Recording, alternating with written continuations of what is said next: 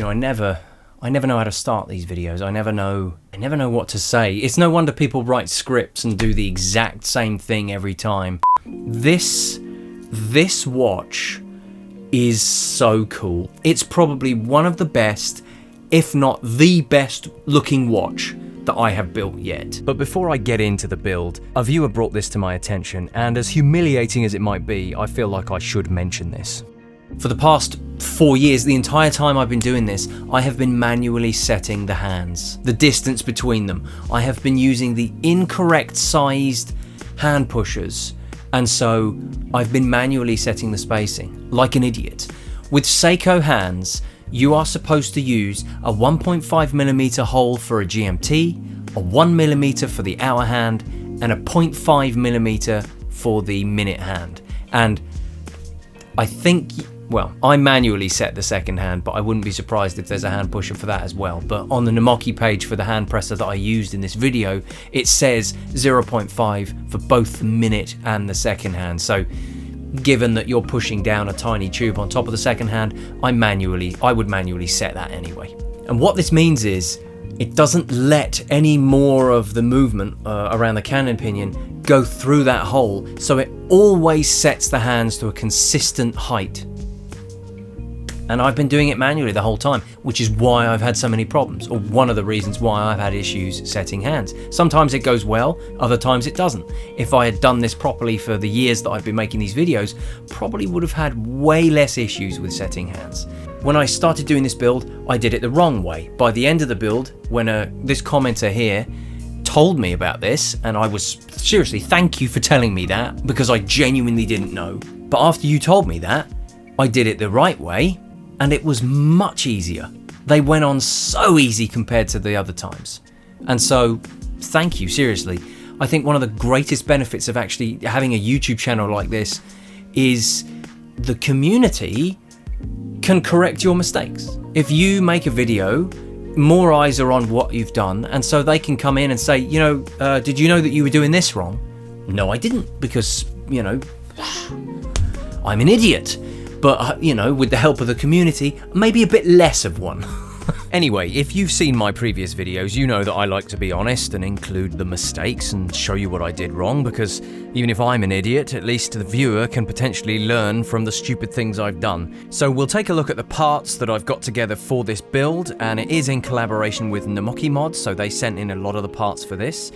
And then I'll show you a build log of the assembly of the parts that went into the final watch. And there are two versions with two different handsets, because I thought both of them actually looked quite good when it all came down to it. And then after that, I'll just take a few minutes to talk about the mistakes, and we'll do the conclusion. So, these are the parts that Namoki sent in for this watch. Let's have a look at what we've got, shall we? We'll start off with just a couple of simple things. This is going to be a GMT build, so I asked them to send over a hand pusher that has a GMT size bit on it, just in case the hand tool that I've got here doesn't have the correct size end. At least I can fall back on this. I will try to use that other tool, but if that fails, we've got this to fall back on. I also asked them to send me one of these. This is a gel cushion that you sort of sit the movement on when you're casing it up and such. I just kind of thought it was time to retire the milk bottle lid that I've been using for the last 4 years or so. And this is just the cheap one. They have two versions. They've got an expensive one and a cheap one, and I'm not greedy. I didn't see the need to go for the expensive one, so we've gone for this one. And I've already used it to build this one, which obviously that video will come out after this, but there's your preview. It's beautiful. That's another collaboration with Namoki Mods there. I asked them to send in the parts for this minus the dial when I was sorting out this. So yeah, two videos for you, which is fantastic. And I also asked them to send some more Rodico, because I've been using the same box of Rodico since I started. So figured it was time to have some clean Rodico. Right, so let's get on with the parts for the build. So in here we've got the movement. This is an NH34. I've never built with one of these before, but we're going to see how it goes, especially because I have to use this to widen the hole in the middle of the dial, because the dial I'm using is just for a regular NH35. So this is that little ring that you place on top of the movement before you put the dial on, but I will double check that before I go to the actual build, because again, I've never built with an NH34 before. There's the GMT hand that I asked them to send. That is a gold one. I figured it would accent the dial nicely, and I'll show you what I mean by that shortly when we come to the dial. I will get this out after the fact, so I might show you some B-roll of further on now. This is the clear AR crystal that's compatible with this case and is suitable for an NH34 with clear AR coating. In here is one of the few parts that they did not send in. This is one I bought myself. This is a GMT 24-hour chapter ring. So I bought this on AliExpress. I'll put the link in the description. I'll put up the listing now. This is what it is. We've got another one of these nice slimline display casebacks with the nice large piece of glass. Really gets you a good look at the movement, so that'll be nice. Then we have some modern 62 mass style hands there, and we'll get a better look at those a bit later on when I get them out. We have an MM300 style bezel insert. These are just fantastic, and so I had to put one of these in here. I think it's going to look great. And then that is going to go inside one of these. This is the LX Bezel. I think it's going to suit this case very nicely. Speaking of the case, that's in here, so let's have a look. So the case does come with its own crown, but I asked them to send a signed crown because in a case like this, it's like a chunky Grand Seiko looking case with a 5-link bracelet, by the way. We need a signed crown on here, so we've got one of those to go in. I like their signed crowns. I like the way they do the S. Nice chunky one. Then we've got a nice sort of crystalline looking gold rotor. I love making the back of the watch just look a bit more interesting, so this is going to go really nicely on here. And when I saw it in their shop, I thought, whoa, that looks great. And I figured other people are probably going to look at their store and think, yeah, that looks great. How does it look? So we're actually going to get to see how it's going to look on the build at the end, and you'll get a really good look at it, and then you can decide if you think this is for you or not. And last but not least, the case. And the case comes with the bracelet, by the way. And I can use this piece of paper here that they've wrapped it in to file off the dial feet and lay the dial face down so that it doesn't get it dirty. Because I clean this mat every time I do a build, but it still gets smudges on things, and so I like to use a non-stick kind of paper like this to lay the dial flat. So yeah, you've got a gasket in there, caseback gasket. Comes with it as well. Let's unwrap this thing. This is the first time I'm unwrapping it and really having a look, so let's see. You can see that black ring in there. The crystal gasket is already in it. Wow. I love these lines on here, man. They look so good. I can't wait to get this done.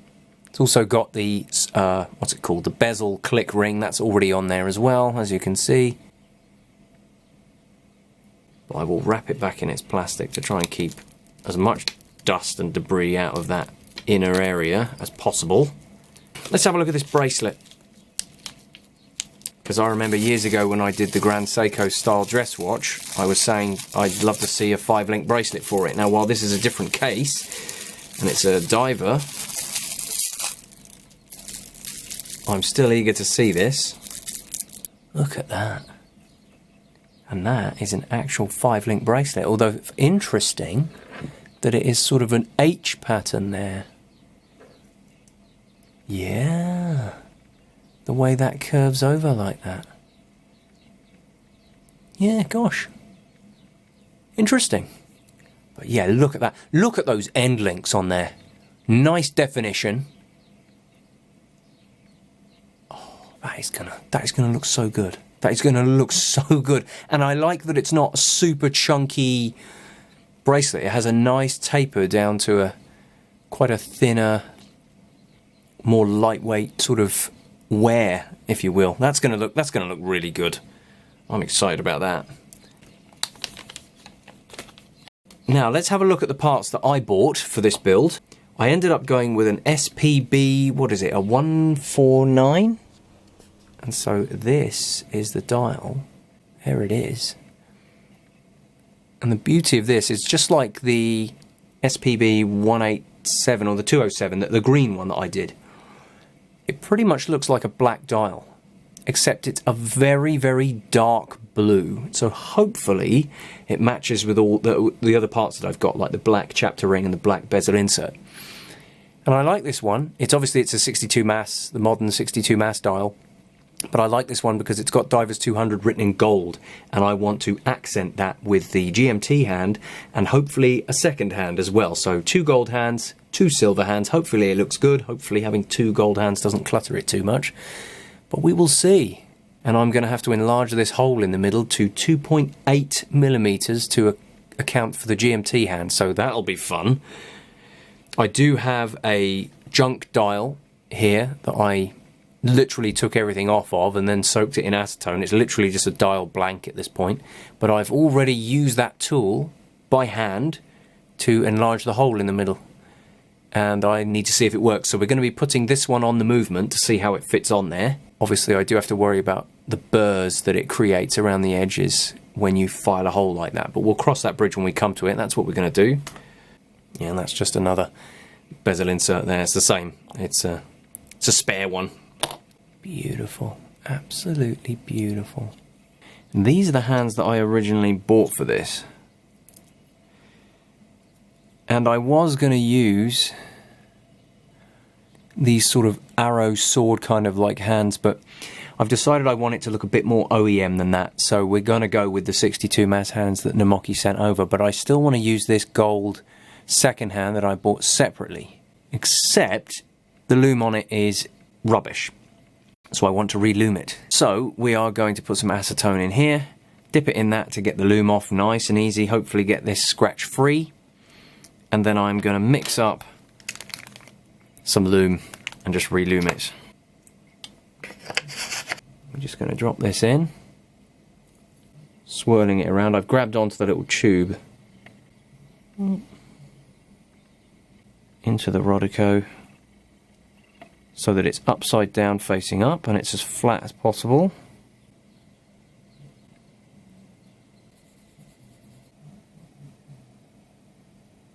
That's come all the way through. That's awful. Gosh, I love how easily the acetone gets that off. Hopefully I'll do it better this time. Here we go. There's still too much on there. Watch out. I'll just go back in the acetone. There we go. Gosh, I barely put any on that time.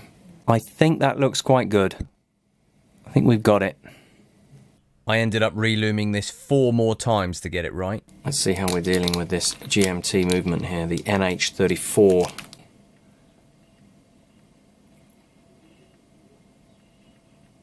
Let's get this junk dial here and see how it fits in relation to the GMT hand.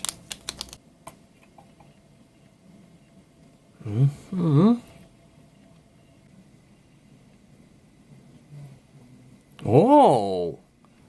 If I tilt it and tap it, will it shift? Yeah, look.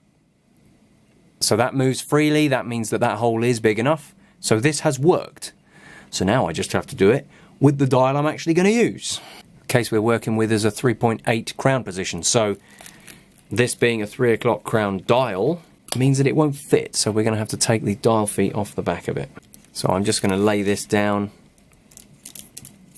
there, like that. Tweak it from side to side. And then pull it off. Rotate the paper rather than the dial. The last thing I want to do is scuff it or smudge it. There we are. Remember, put your goggles on, safety first.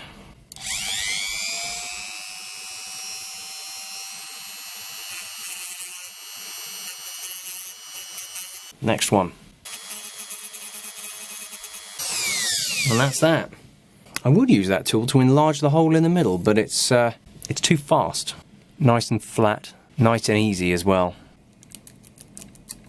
This is the bit that I've been dreading, and this is the bit that will make or break this entire build. And it is dropping filings onto the paper. That's better. Let's continue. Just push that through the middle.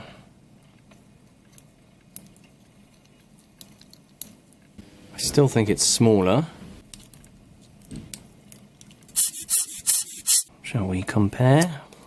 Go ahead and drop that, you idiot. That looks about the same, doesn't it? I think we have enlarged it.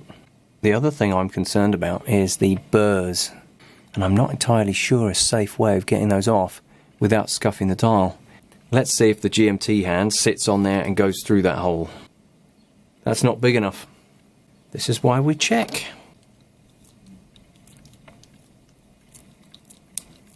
Looks like that fits through there now. I just need to get those burrs off.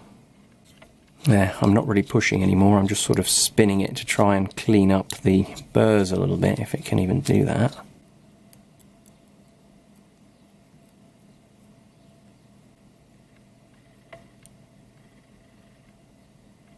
As long as the GMT hand covers it up, I don't think it has to be perfect, but I'm just going to go in there with this.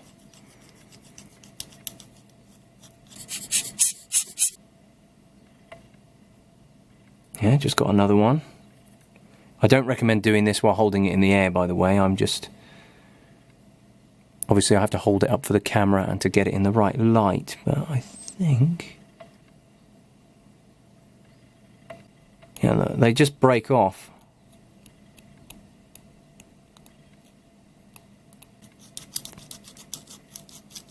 I think that's actually worked. I'm going back and forth here. There, so I've managed to get away with that. So for the better part of 49 minutes, we now, being very, very careful, we have a dial that is hopefully still flat and has a larger hole in it. Pretty sure we're good there. So the next thing to do is to put this to one side while I put some dial dots on the movement, and then we can stick it on. So let's make sure the movement is functioning. Wine's okay. Date change is okay.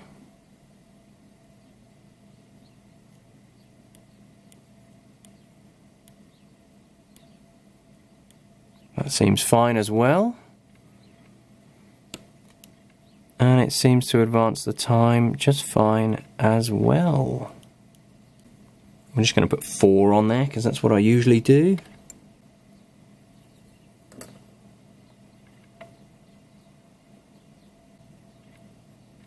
Look at that, that's better. The downside here is I'm actually going to have to shift over and put the chapter ring in the case to get the dial properly aligned. So before I can even put the dial on, I'll have to go over to the case. So that'll be fun. There, that one went on the best so far, that one's great. There. Put that back on there for now, just to protect it. Because now we've got to shift over to the case and get the chapter ring in it and the glass pressed in. And just put that lid on. We don't need that yet. We're not going to put in the gasket just yet, but we will screw on the case back. Okay, let's see if the chapter ring that I bought fits. There is our GMT chapter ring. From AliExpress, looks pretty nice. It's made of metal. And don't worry, I did change my finger cots. These are clean ones now. It does have a little notch there. And we have to align it with this notch just here.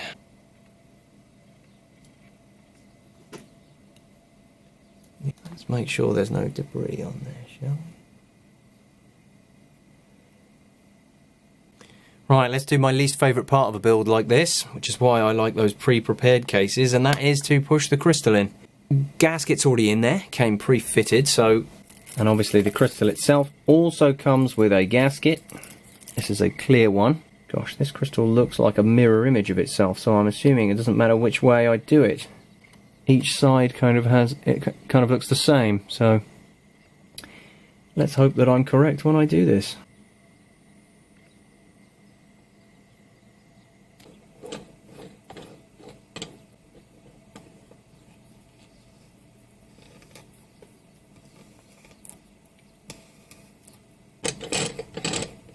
To make sure it's gone in straight, which it hasn't. We're going to rotate it 180 and do it again.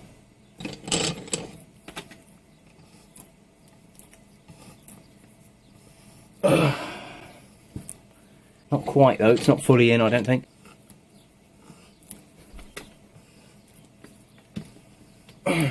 Just offset that there, just to make sure. I'm really bad at putting in crystals, let me tell you. I'm pretty sure it's straight. I can't tell for certain. So we're going to try and put the dial on and align it as best we can, remembering that it's a 3.8 crown position. Let me see if I've got any 3.8 dials. I always like to double check with dials and such. So this is a 3.8 crown position dial because the feet are much closer to the date window. So we're going to try this and see what number we're aligning with. Looks like we're aligning with the number 16. Here we go.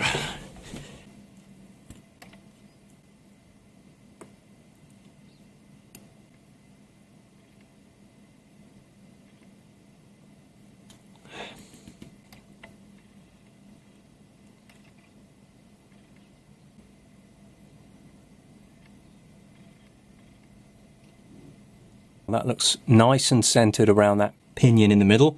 Let's find out if this aligns with the chapter ring in here. Just press that down, make sure. The crown has been pushed in, and we can just push this pin down and remove the crown. Oh, I've made a mistake, haven't I? You're supposed to put this on first, so that's got to come off. We're going to put this on, which just sits around the middle with the curved parts facing upwards.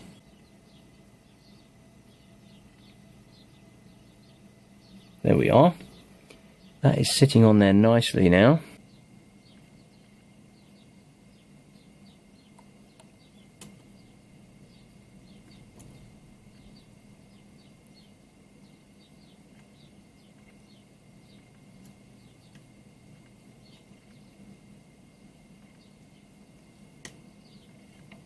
Make sure that it's centered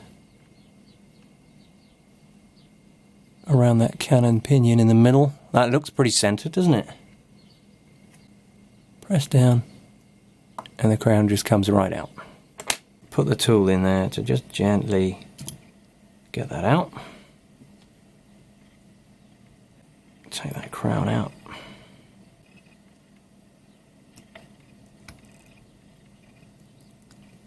I think I've got it on the first try.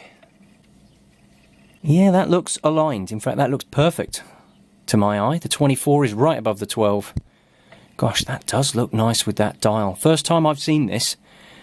Gosh, that's beautiful.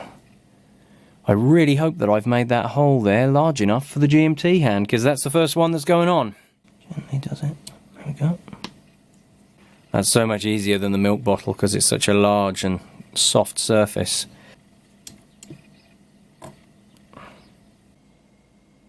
There it goes.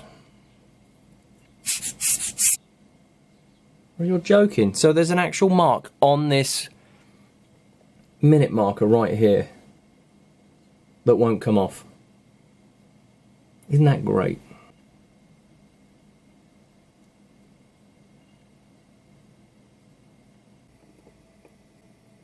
There, that is now aligned with 12 o'clock, so we can push it down. This one doesn't even want to go on.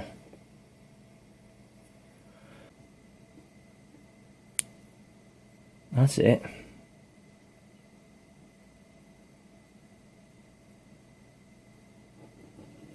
That's gone on. Pretty sure that's also touching the dial, which is no good. So we won't screw around, we'll just take it off and do it again. Okay.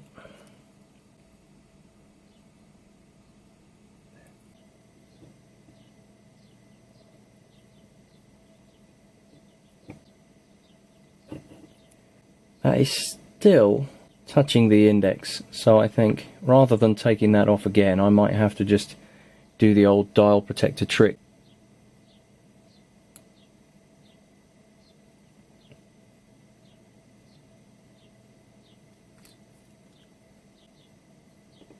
There. That's better. There's an actual gap there now between the GMT hand and the dial. There.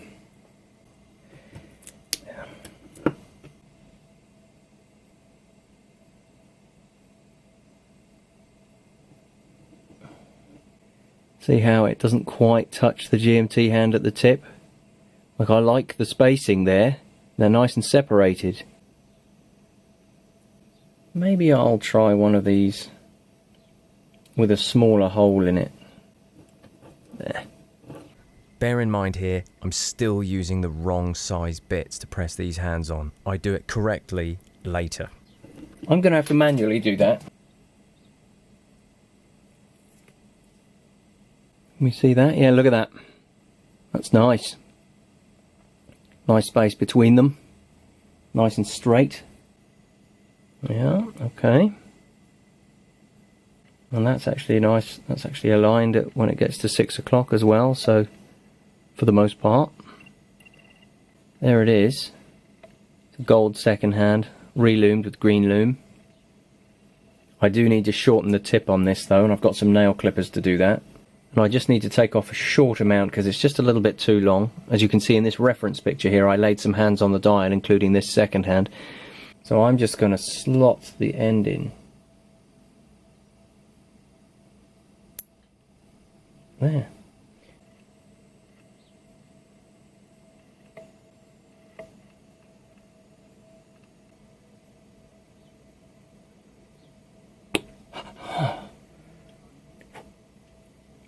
Don't scratch the dial again.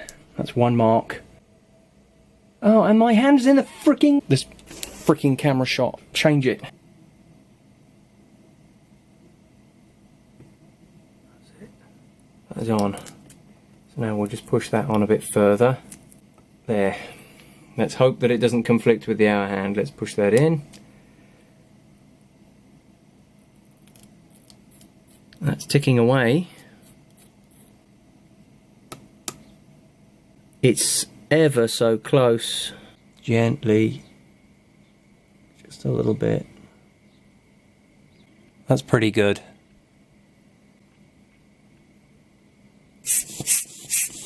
No, see, that doesn't want to go away, so... Well, we got it. We actually got it. Take the case back off.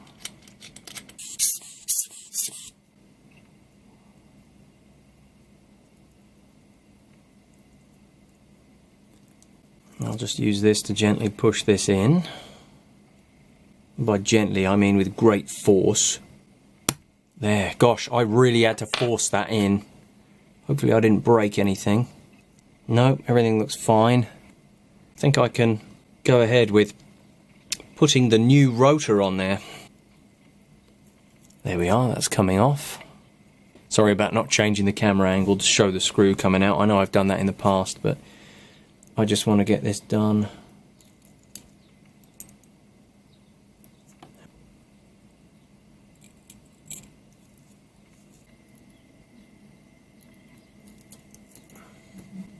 It's on there.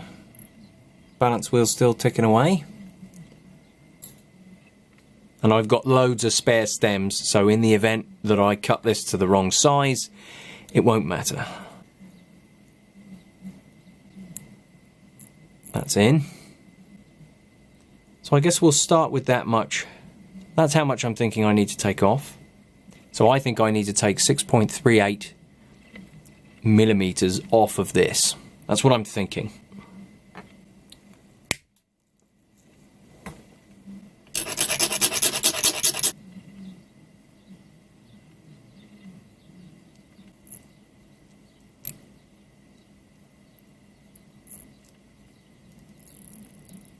Yeah, I do think I've got to cut off quite a bit more than that. I'm just going to repeat the process and I will make sure that it fits, and then we'll come back when I have the final measurement. I literally stopped recording, what, 5 minutes ago, cut the stem one more time, sanded it, or filed it down a little bit, and then tried it again and it fit perfectly. So this is the measurement. Roughly 14.2. That is the estimated length anyway. Who knows how accurate that is, but that's what I've got. A nice big blob in there. There you go. so that there's a little bit on the end there. Screw the crown on, holding it nice and tight.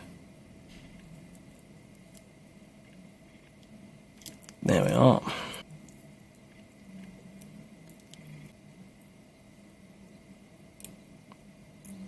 So as you can see, I can wind it just fine and it doesn't try to screw into the threads. Then if I hold that,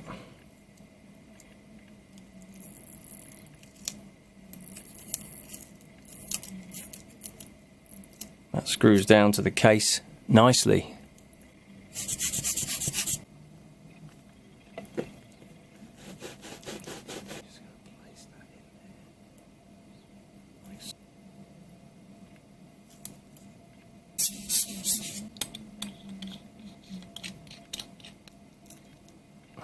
I'll tighten that down at the end. That's just fine. So the date is one way, GMT is the other. Perfect. So you just place that on. So this is the bezel that Namoki sent in, and I thought that I'd chosen the wrong one, and so I spoke to my contact at Namoki Mods and said, can we get a polished one? And he said to me, it doesn't look like there is a polished one in the store. So, you know, rather than trying to polish this myself and do a terrible uneven job of it, I went ahead and ordered the exact same bezel, but a polished one from Seiko Mods, which is CrystalTimes in the UK. But hopefully in the future, Namoki Mods can get a polished version of this in their store, because, you know, I like the polished version. I think it's going to go nice with the polished surfaces on here. As flat as possible. Which I hope this has a nice action. I'll be really annoyed if the bezel action is like grindy. Although the bezel action on my Atlantis is really nice, so... Right, here we go.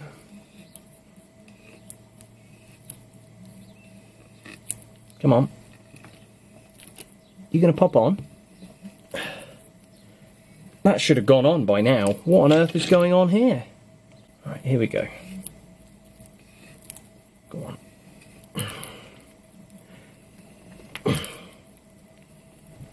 Why doesn't that want to push the bezel on? I guess I'll have to put the brushed one on there then. Yeah, gosh, that went on easily. So here we are, here's the bezel insert. We've gone for an MM300 style one here. Come on, don't get stuck inside the bag. Is it genuinely stuck inside the bag? I will cut this bag open to get it out without wrecking it, because there's only one of these.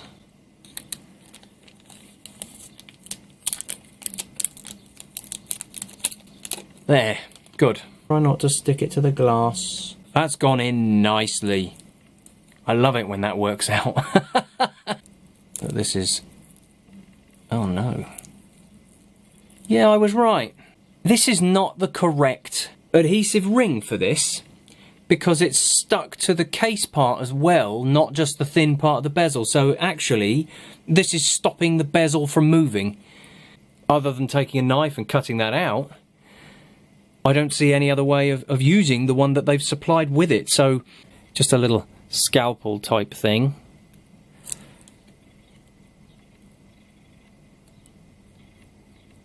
Might be able to just insert the blade and then just rotate around like this.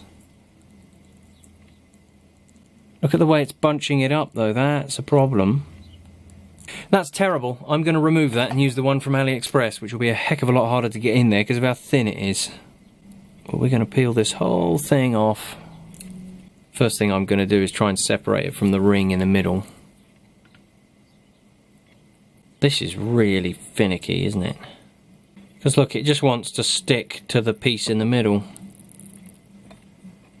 I've actually managed to get it separated without mangling this thin ring too much.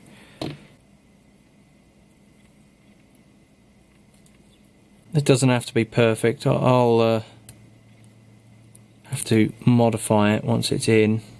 Yeah, gosh, look at that. Look at how much excess there is. This must have been a spare one from when I replaced the steel dive bezel insert when I broke it trying to put in a flat one. There you go. Doesn't matter if there's a tiny gap. Yeah, see, I've left a little bit of a gap there. I've done not quite enough, but it doesn't matter. And I just want to make sure that it's, you know, not tipping over the edge. I don't want to risk the adhesive getting sort of squished into that gap when the bezel goes, the insert goes down on it. I want to try and make sure that the cogs here are aligned. This one here is aligned with this, so I think I'll put the bezel insert in like that.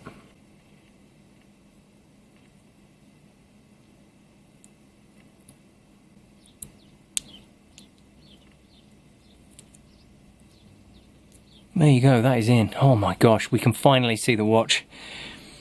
I had no idea what this was going to look like when I picked the parts for it. Oh my goodness. That looks awesome. And I like the fact that the dial pretty much looks black, but it's blue in certain light, not unlike the MM200, the green dial build that I did, where it kind of looks black in most light. But is, you know, it shows the colour depending on how much light hits the dial. That's beautiful. Look at that, that's so cool. Get a proper top-down shot now. There it is, there's our first look at it. Let's make sure the GMT hand lines up with all the GMT things. So that's midday. When you get to the 6, that is so far off. What on earth has caused that? Other than getting that out and nudging it, I have no idea what to do there.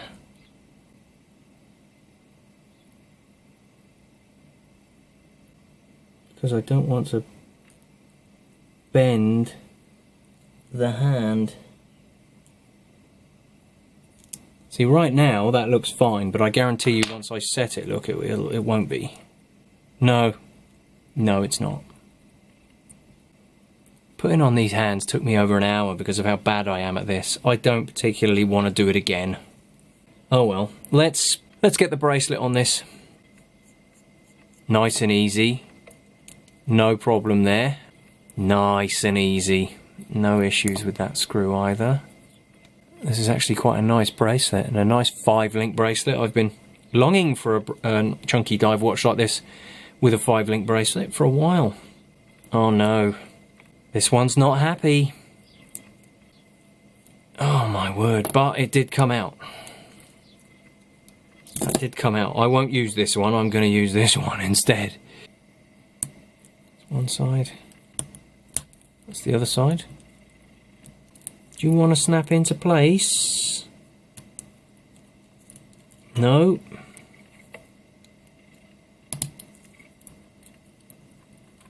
That's gone in. That's gone in. That's... Come on, go in. Why don't you want to go in? It really doesn't want to click in, does it? It just doesn't want to... I mean, that'll do it, won't it? That'll get it in. I think that's just done it. Yeah, that's gone in. Okay. Let's zoom out and get the first wrist shot of the video, shall we? Oh my word, that looks awesome, doesn't it?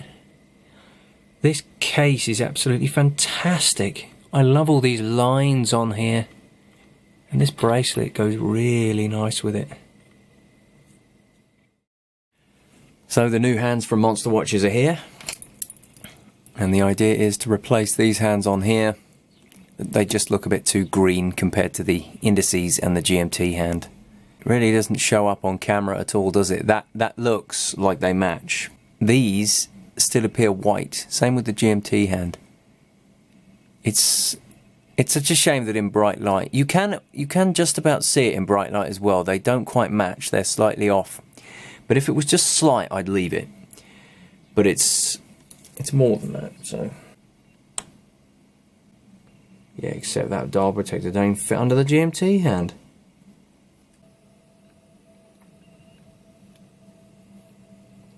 Here we go.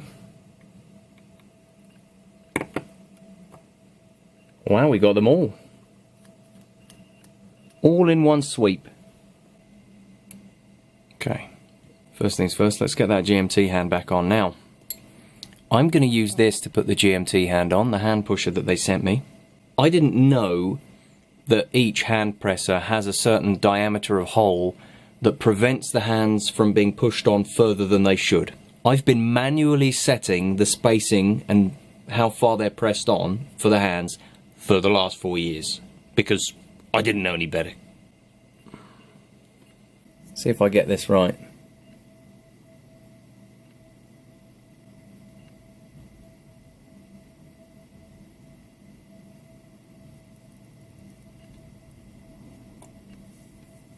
That's pretty perfect as well. It is touching the index on the dial, and that's probably because I'm using dial dots and it's raised up the dial slightly.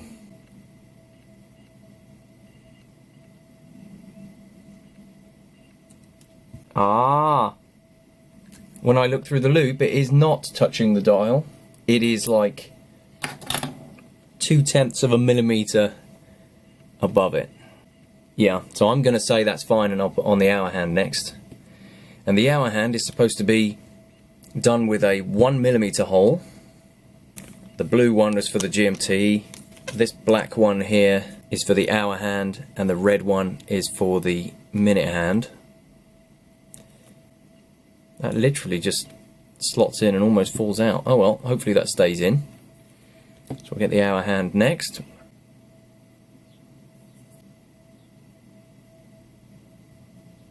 That is aligned.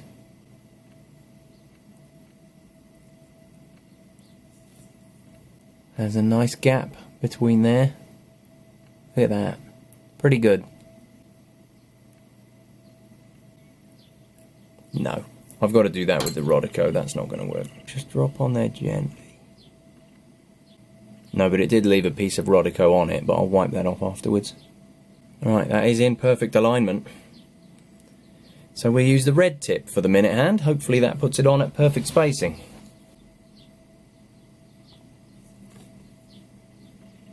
Oh, that's gone on nicely. Really good spacing on that as well. And now last but not least, the second hand. This is going quite smoothly so far. I've only been recording for what was that? 23 minutes. Okay. I asked for a gold second hand with my MM200 set here. Doesn't really matter where I align the second hand, so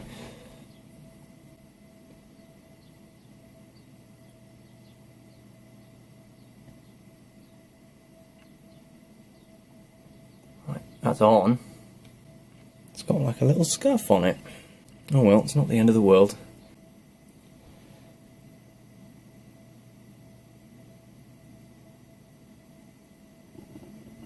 Right, I've pressed that on. That is on. If everything has gone well, that should start ticking.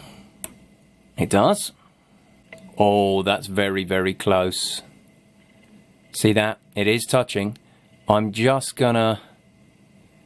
gonna tilt it backwards because the spacing is just fine at the back side here. Like so. Curve that up. Hold it. And then let go. And just like that, they are no longer touching. Look at that. Absolutely perfect spacing. And let's see if the GMT hand aligns with the hour when I'm at 6 o'clock.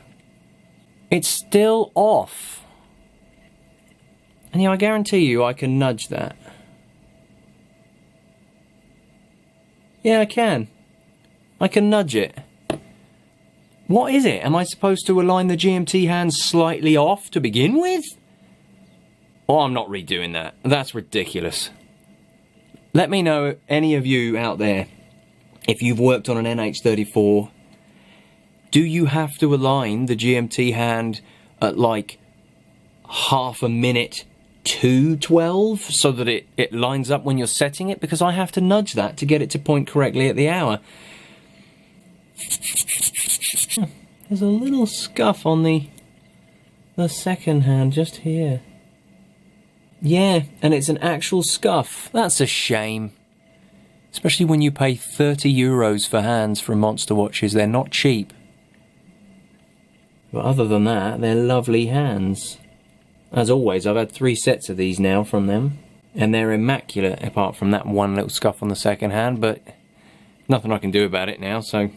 Oh well, that's ready to go back in the watch now. Let's get it in. There we go. You can come out of there. You don't have to be stuck in there. Thank you. Really sucks about the marks on the second hand. There's even a little mark on the GMT hand there. I wonder if I can get that off.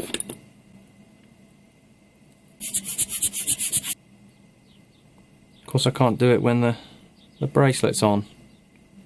For this one instance, I'm going to have to revert back to using the milk bowl lid, because the bracelet doesn't get in the way. There we go, that's it. See, look at that. Even in dimmer light, it matches the dial. It's all white. Oh, I love it. That's so much better.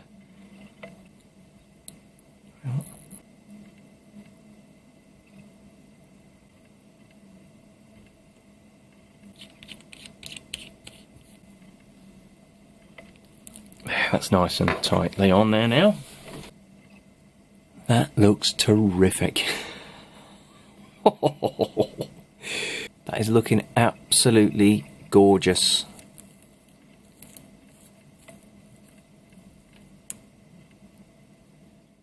So I did say, for the sake of transparency and honesty, that I would talk about my mistakes, so let's go through them for a few minutes. Hopefully we can learn something. Number 1, I pushed the hands on too close together, which ended up scuffing them. I've pushed the minute hand on too close, that's what's happened. Just like that. Just like that, you've scratched it.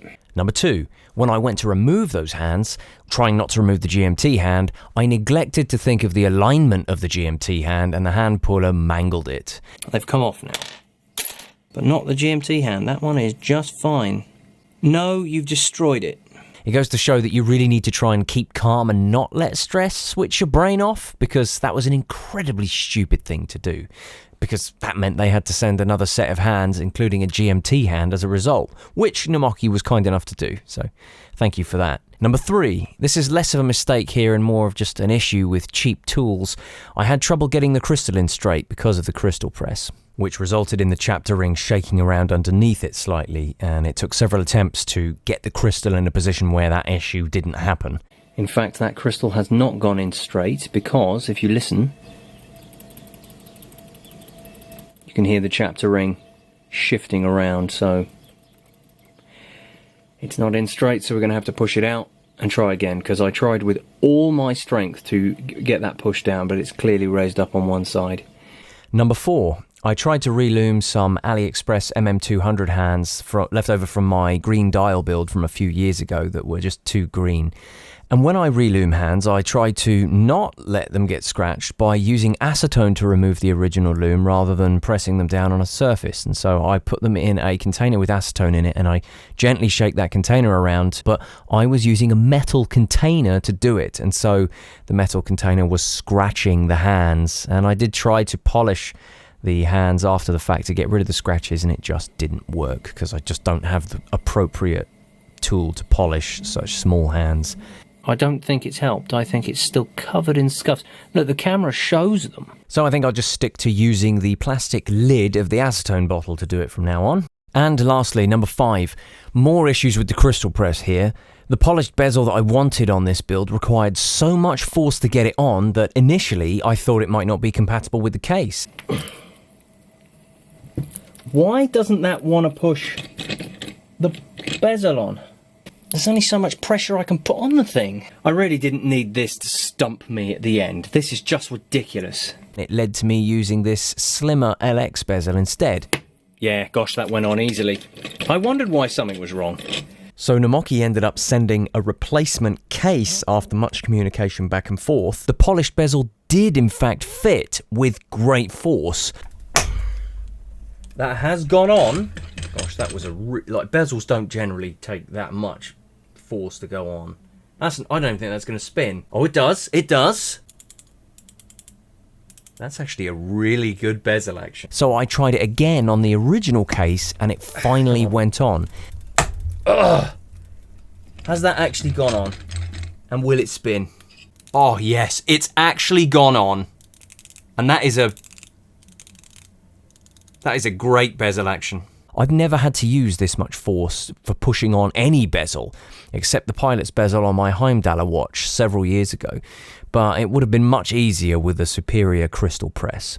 It did, however, show that potentially the click rings that are bundled with the GS diver case may be faulty, as both had click rings that only produced 60 clicks instead of 120. And it also comes with a click ring, so if this click ring is bad, we have a spare click ring to test.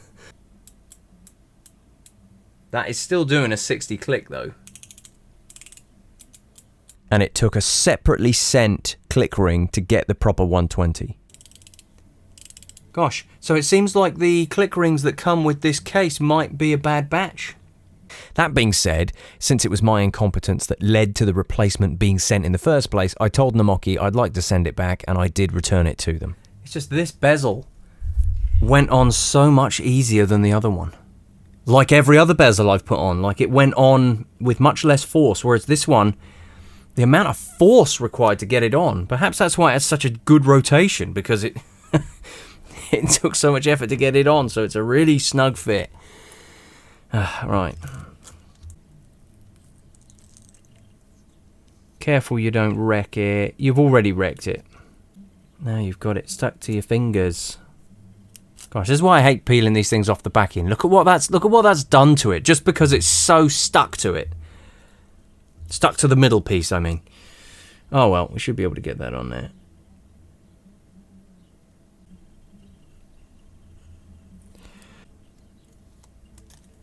Wow, that's weird. I didn't expect this bit to be funky. There. Anyway, that's actually gone on better than I thought. I thought I'd absolutely minced that, but that's fine.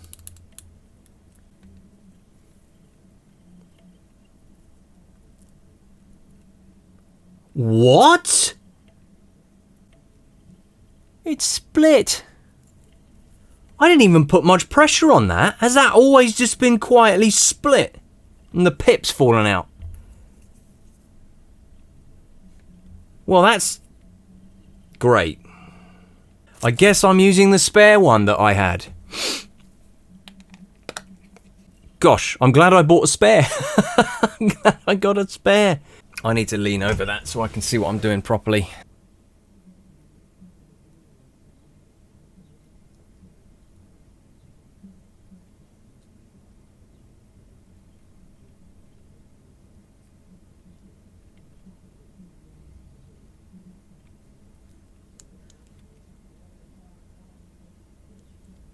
Looks like it's in alignment to me. It's pointing at the 24 and the 12 o'clock there.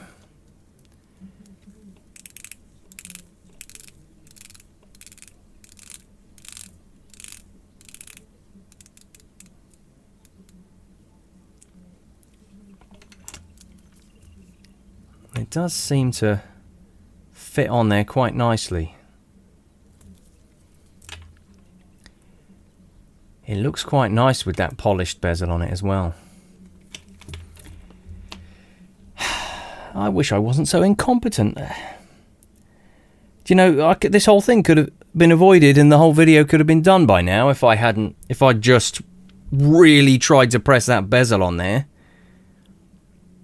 Clearly when I tested it 3 times, it just didn't go on straight and got stuck. But I will wrap this back up and see if they want it back. That's a lovely firm bezel action, but smooth. It's not grating or anything. You can hear the extra click there. That's nice. Yeah. Finally. I like it. Let me take this off. Yeah.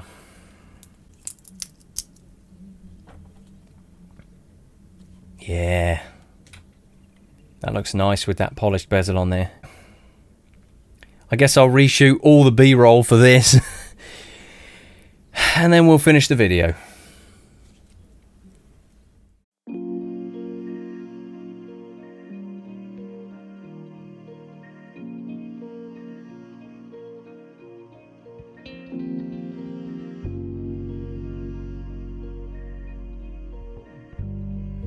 So here we are at the end of that long drawn out process of mistakes and multiple changes of mind.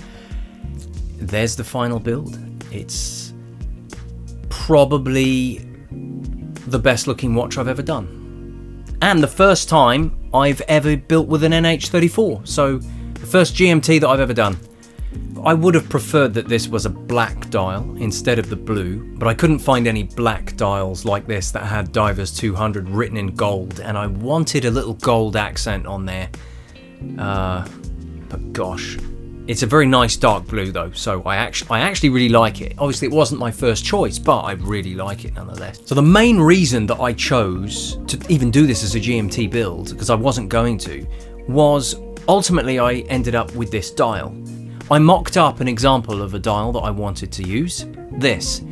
I looked through dozens and dozens of pages of dials and I couldn't find anything that was what I wanted. So I ended up getting this dial on AliExpress, and it's got a minute track on it. So I didn't want to put a brushed chapter ring in there or a blacked out chapter ring, because you're just sort of sinking the dial in. And if you were going to do a build with a dial that has a minute track on it, you would use a case designed for that dial that doesn't have a needless chapter ring section, so everything sits closer to the glass. But obviously the main star of the show for this whole video is this GS style chunky diver case. This was the main reason I really wanted to have a go in this case, and well, you can see why. This case is beautiful.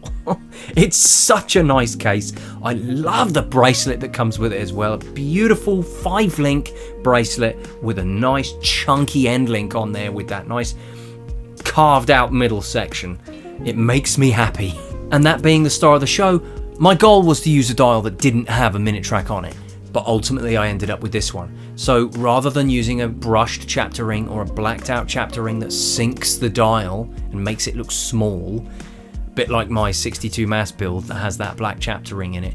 People have done 62 mass builds in cases that just don't have that chapter ring section in it, and they look better, I'll be honest. But that was a budget build with an AliExpress case, so I gave it a pass, because it still looks smart even still, but that's not the ideal situation.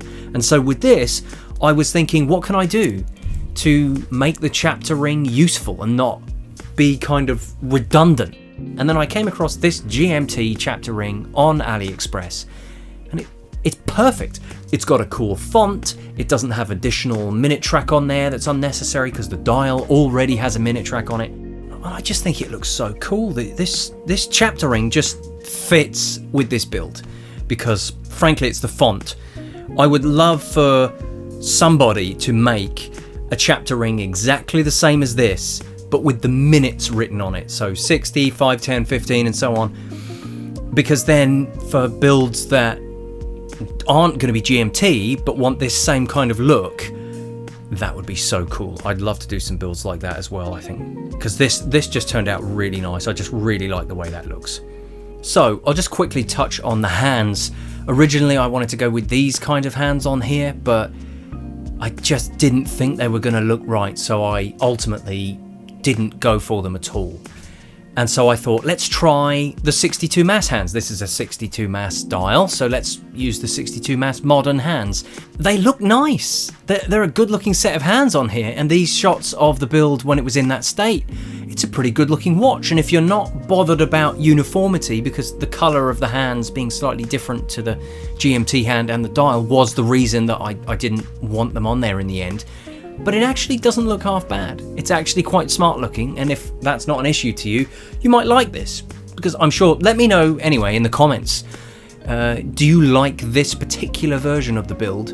Because when I look at at least the video footage of it, it does look quite nice. In person, it's a little different sometimes with these watches. They look different on camera than they do in person, but it's not bad. I think it looked pretty good in this state, but it just wasn't quite right for me, so ultimately I went with these MM200 style hands from MonsterWatches. I pretty much always default to MonsterWatches hands if I want white loom with decent loom, and yeah, it definitely was the right choice to make here. They match perfectly and you have nice uniformity with the loom throughout this build. I think it looks superb with these hands on here, and these hands go on really well as well. They're just great hands. I've even when I was doing it wrong in the past, I've always had a good time with the MonsterWatches hands. I've now bought 3 sets of them, so they're good hands. I recommend them. Hopefully Namoki can perhaps improve the consistency of the loom that they have so that it's always a nice white. I assume that their loom formula is supposed to match Seiko's loom, but this is an OEM dial, and this particular dial has white loom instead of a slightly sort of loomy bright teal green but closer to white, like say my other 62 mass build with those 62 mass hands. They matched a lot better, but for some reason they didn't match very well in this instance, and so MonsterWatches hands to the rescue. So final thoughts on this build, because I really don't want to ramble too much about this. Ultimately, the polished bezel does look really nice on here, but I was surprised with how nice the brushed bezel looks on here. So whether you're going with brushed or polished, it's a good choice. Just don't go with the low profile bezel if you're going to do a GMT build like this. If you're going to use a low profile crystal, by all means a low profile bezel will go with that nicely, but if you're going to do a build similar to this, just get a regular bezel so that it aligns nicely with the crystal, so long as your crystal press doesn't suck like mine. The finishing on this case is just superb. All the different angles and polishings and brushings, it's a gorgeous case. Looks great with this LX bezel. And this bracelet, again, absolutely stunning bracelet. Lovely 5-link bracelet with nice alternating finishes, you know, brushed, polished, brushed, polished. Of course, we put a lovely case back on here, that nice low profile, wide open case back so we can see the movement in there. And this movement rotor that I decided to put on here, it just looks really nice. I saw it in their shop and I thought, wow, look at the pattern on that.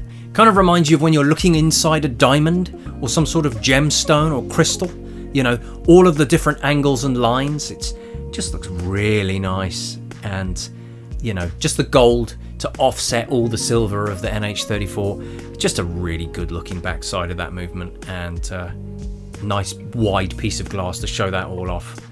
I'm a sucker for display case back. I always like to see the insides of the back of the watch, so really pleased with how that side looks as well. We had to put a signed crown on here. With a case that's this premium and this sort of GS inspired case, the Grand Seiko Diver, I wanted a signed crown on there just to really, you know, elevate it, and it looks fantastic on there. The combination of the black with the bezel insert, the chapter ring, and then that nice dark blue sunburst dial with those gold accents.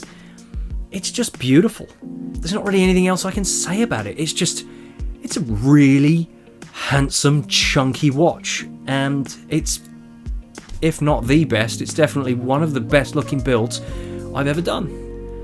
It looks very OEM, let's put it that way. It's a very nice build, and I hope that this build inspires you to do something of your own, particularly in this case. If you like big chunky divers and you like this sort of modern diver Grand Seiko look, give it a try. It's gorgeous. It's a really nice case. I've been wanting to do something in this case ever since I saw it in their shop, and so when they came to me and said, do you want to do another collaboration, I was hesitant because if I do too many builds, heck, I just burn out in general these days because, you know, I'm not particularly good at this. But I couldn't say no because I really just wanted to do a build in this case, and I'm glad I did. As long as you do end up with a finished watch at the end that you can wear and enjoy, none of that other stuff really matters, I suppose. Even if you just learn that you're an idiot, at least you ended up with something fantastic. And this is a really gorgeous watch. I would also like to do a build similar to this, like I said earlier, with a chapter ring that's the same as this, with the same font and the same color choices, with the minutes written on there in increments of 5 instead of a GMT function, because I think that would just be a really nice chapter ring for a build. But I digress. There's the build. I'm really pleased with the final result. It just looks fantastic. I've been wearing it a lot, let's put it that way. In spite of my own incompetence, I'm still really happy with it, and I'm glad I did it, because this is a really nice build. And in the future, if I get a better crystal press, I will probably go at a lot of my watches to try and remedy the uneven crystal pressings that I did with this, to try and sort of sort them out, and this one included. So anyway, rambling over, I hope you've been entertained by this, and again, I do apologise that my back catalogue of videos contains so many mistakes, and I do hope that none of those mistakes have caused any of you viewers too many problems. I hope you enjoyed this one. Thank you for watching, I really do appreciate it. God bless you, and I'll see you next time.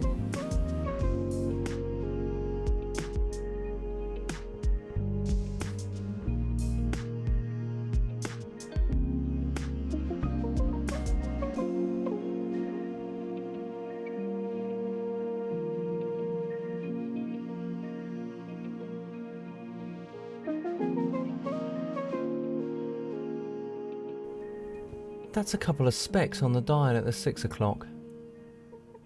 Ah, get it out. Let's fix it.